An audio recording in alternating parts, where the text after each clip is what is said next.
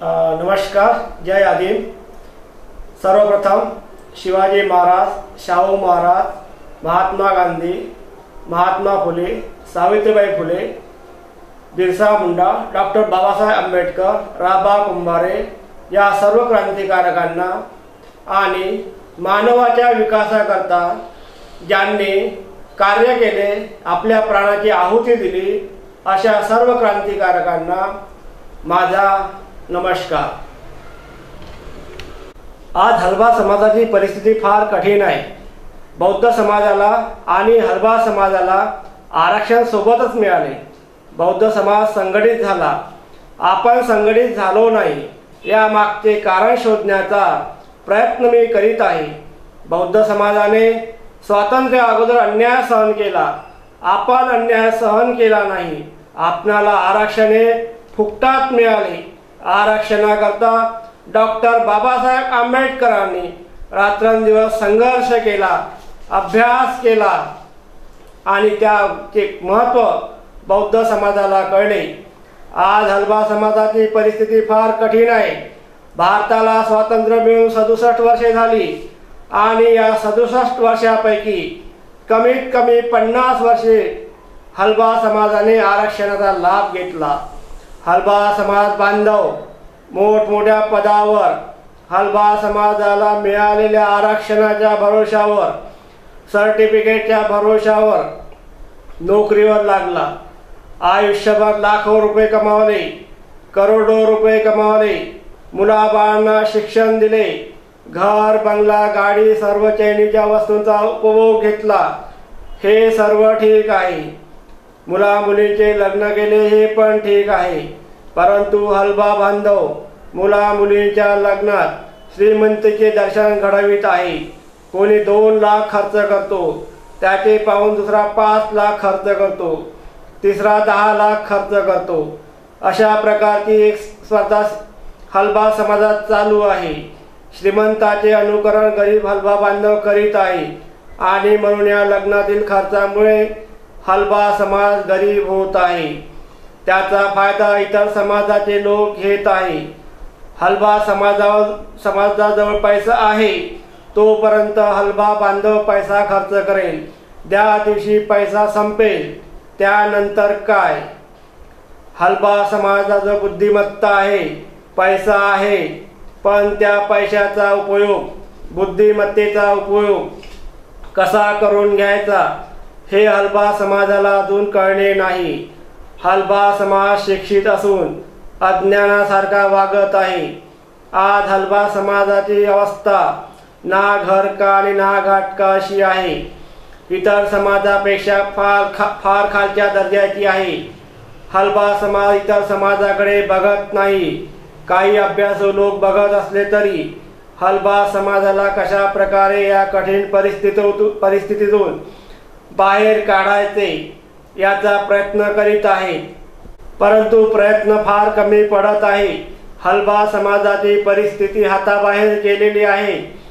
फक्त लग्न कार्यावर जो पैसा खर्च करतो त्यातील 10-20% जरी समाजाला दिले तरी समाज प्रगती करू शकतो। आज हलबा बांधवांच्या नोकऱ्या जात पडताळणीच्या नावावर जात आहे। नवीन नोकऱ्या मिळण्याचा मार्ग बंद झाला आहे। अर्थातच हलबा समाजाला प्रगतीपासून थांबविले आहे। हलबा समाजाला विकासापासून रोखल्या गेले आहे। हलबा समाजाच्या अधोगतीचा प्रवास सुरू झाला आहे। उलटी गिनती चालू झाली आहे। हलबा समाजाच्या कड्याचे काटे उलटे फिरत आहेत। ज्याप्रमाणे एखादा घरातील मुख्य व्यक्ती मरण पावतो आणि कुटुंब व्यस्त होते, त्याचप्रमाणे आपल्या हलबा समाजाचे झाले आहे। आपण आपल्या हलबा समाजाच्या नेत्याला मारून टाकले आहे। नवीन नेते होऊ दिले नाही। आमदार, खासदार, नगरसेवक निवडून दिले नाही। निवडून दिले तर ते आम्हाला काय देतील? स्वतः मजा करेल, गाडी घेईल, बंगला घेईल, petrol pump, hotel, beer bar, शाळा कॉलेजेस घेईल आणि आम्हाला काय देईल? या नकारात्मक विचाराने आपण आपल्या हलबा समाजाचे नेते निर्माण होऊ दिले नाही, निर्माण केले नाही। तसेच आपण आपल्या नेत्यांचे विचार ऐकले नाही। प्रत्येक धर्माचा विचार करा, अनुकरण करा। बौद्ध धर्म, ख्रिश्चन धर्म, मुस्लिम धर्म, शीख धर्म, जैन धर्म या धर्माचे लोक त्यांच्या नेत्यांचे ऐकतात, परंतु आपण आदिवासी धर्माचे असताना सुद्धा आपला समाज आदिवासी धर्म विसरला, चालीरीती विसरलो। जुना इतिहास बघितला तर जुन्या काळात प्रत्येक धर्माच्या लोकांनी स्वतःचा धर्म वाढविण्याचा प्रयत्न केला। मुस्लिम राजाने त्यांचा धर्म वाढविण्याचा प्रयत्न केला, ख्रिश्चन लोकांनी, जैन लोकांनी त्यांचा धर्म वाढविण्याचा प्रयत्न केला। ख्रिश्चन लोक दर महिन्याला 10 ते 20% पैसे पगारातून चर्चमध्ये नेऊन देतात, आपण काहीच देत नाही। ज्याप्रमाणे दुधात पडलेली माशी आपण एका झटक्यात बाहेर फेकतो, त्याचप्रमाणे हलबा समाजाला आरक्षणातून, नोकरीतून, राजकारणातून, एकंदरीत राष्ट्रीय प्रवाहातून बाहेर फेकले आहे आणि हलबा समाजाला त्याचा पत्ता पण लागला नाही। आपण एकमेकांना दोष देत बसलो आहे। दुसऱ्याला दोष देण्यापेक्षा आपण कोणत्या चुका केल्या त्याचा विचार करण्याची गरज आहे। काही अनेक मुद्द्यांवर मी प्रकाश टाकणार आहे, विचार व्यक्त करणार आहे आणि तुम्हाला विचार करायला भाग पाडणार आहे। आणि आपण हलबा बांधवांनी विचार करावा, विचार मंथन करावे, विचारात परिवर्तन करून वागण्यात परिवर्तन करावे। हलबा समाजाला विकासाच्या दिशेने, परिवर्तनाच्या दिशेने नेण्याचा प्रयत्न करावा। हे कोण्या एका व्यक्तीचे काम नाही, कोण्या एका नेत्याचे काम नाही, तर प्रत्येक हलबा बांधवाचे काम आहे असे समजूनच आजपासून कामाला लागा, सकारात्मक विचार करा। आज आपला हलबा समाज स्वातंत्र्यापूर्वी इतका मागास होता की आपल्याकडे मातंग समाजाची व्यक्ती पाणी पित नव्हती। तसेच आपल्या हलबा समाजाची स्त्री जेव्हा इंग्रज अधिकाऱ्याकडे स्वयंपाक करायला जायची तेव्हा इतर लोकांनी त्या इंग्रज अधिकाऱ्यांवर बहिष्कार टाकण्याची धमकी दिली होती। याचा अर्थ असा की आपला हलबा समाज किती मागास होता, किती अस्पृश्य होता। बौद्ध समाज मातंग समाजापेक्षा आपला समाज मागास होता आणि म्हणून डॉक्टर बाबासाहेब आंबेडकरांनी हलबा जातीचा उल्लेख अनुसूचित जमातीत केला आणि डॉक्टर बाबासाहेब आंबेडकरचा उद्देश असा होता की संपूर्ण हलबा समाजाने प्रगती करावी, परंतु झाले उलटे। ज्यांना नोकऱ्या लागल्या त्यांनी फक्त आपला नवरा, आपली बायको, आपली मुले यातच स्वतःला मर्यादित ठेवले। नोकरीच्या काळात लाखो रुपये कमविले, मुला मुलीचे शिक्षण केले, परंतु लग्नावर अति पैसा खर्च करत आहे, अनावश्यक पैसा खर्च करीत आहे, श्रीमंतीचे दर्शन घडवित आहे। तसेच हलबा समाजाचा पैसा दुसऱ्या समाजात जात आहे। आता हलबा समाजात पैसा येण्याचा मार्ग बंद झाला आहे, नोकरी मिळण्याचा मार्ग बंद झाला आहे, कमी मेहनतीत पैसा येण्याचा मार्ग बंद झाला आहे। म्हणून आपल्या हलबा बांधवांजवळ जो पैसा आहे त्याचा उपयोग समाजाच्या विकासाकरता करण्याची गरज आहे। हलबा समाज अस्पृश्य होता। आपण जो पैसा लग्न कार्यावर खर्च करीत आहोत त्यातील एका पैशाचा फायदा आपल्या मुला मुलींना, कुटुंबाला, समाजाला होत नाही आणि म्हणून त्या पैशाचा उपयोग समाजाकरता करून घेणे आवश्यक आहे। आपण एक बदल स्वीकारला। अगोदर आपण काही मुला मुलींना नवरीला काही वस्तू भेट देत असे, परंतु आपण ते बंद करून पॉकेटमध्ये 100-200 रुपये देणे चालू केले। हा फार मोठा क्रांतिकारी बदल आपण स्वीकारला आहे। प्रत्येक हलबा बांधव एका लग्नात कमीत कमी 2 लाख 5 लाख खर्च करतो। त्यातील एका पैशाचा फायदा मुलामुला होत नाही, परंतु मुलीला जे पैसे ओवाळणीमध्ये येतात 10-15 हजार रुपये येतात, तेव्हा जेव्हा ती मुलगी ती पैसे मोजते तेव्हा त्या मुलीच्या चेहऱ्यावरील आनंद बघण्यासारखा असतो। त्या अल्प पैशात ती नवरी मुलगी सोने घेऊ की ती पैसे बँकेत ठेवू की आणखी कोणती वस्तू घेऊ याचा विचार करते। आपण जर तो पैसा लग्नात खर्च होणारा पैसा मुला मुलींना दिला, त्यांच्या अकाउंटमध्ये जमा केला तर त्यांना किती सुरक्षितता प्राप्त होईल। 5 लाख जमा केले तर 10 लाख होतील, 10 लाखाचे 20 लाख होतील, 20 लाखाचे 40 लाख होतील। हे साधे गणित अजून हलवा बांधवाला समजले नाही। पैसा वाचविणे म्हणजे पैसा कमाविणे होय, ही मन उगाच पडली नाही। आता कलियुग चालू आहे।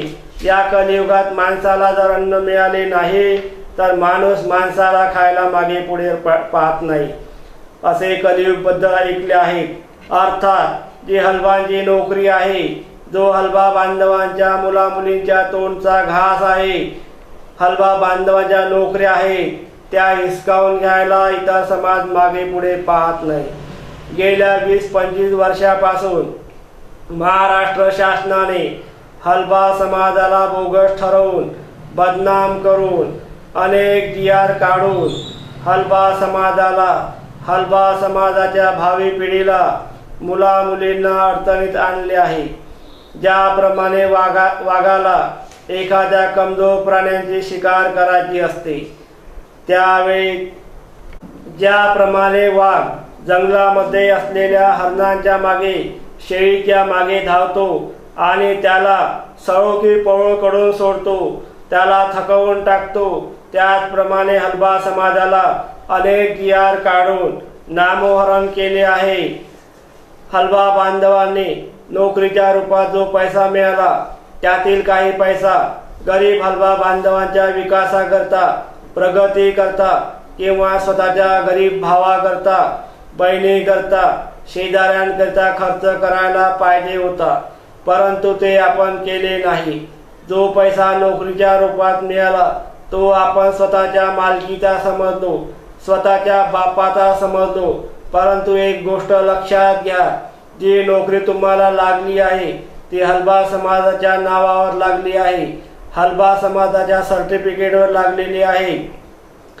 आपण जो पैसा खर्च करतो तो स्वतःचा नसून समाजाचा आहे, समाज बांधवांचा आहे, असे प्रत्येकाने लक्षात घ्या। जे मुले मुली स्वतःच्या लग्नात अवाढव्य खर्च करतात, आई वडिलांना खर्च करायला भाग पाडतात, तो तुमच्या आई वडिलांचा पैसा नसून समाजाचा पैसा आहे, हे लक्षात घ्या। दुसरा मुद्दा असा की भारतीय राज्यघटनेने आरक्षण 10 वर्षाकरता दिले गेले आहे। जर 10 वर्षात विकास झाला नाही तर पुन्हा आरक्षण 10 वर्षाने वाढविण्याची तरतूद राज्यघटनेमध्ये आहे। आतापर्यंत आपण 67 वर्षातून 50 वर्ष आरक्षणाचा लाभ घेतला।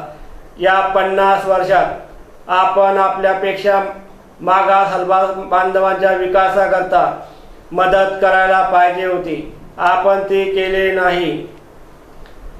समाज कामासाठी 100-200 रुपये मागितले तर दिले नाही आणि ते भोग आता आपल्या समाजाला भोगावे लागत आहे। आता तुमच्या मुलाबाळांची ताकद बुद्धिमत्ता असेल तर मुलाबाळांना नोकरीवर लावा।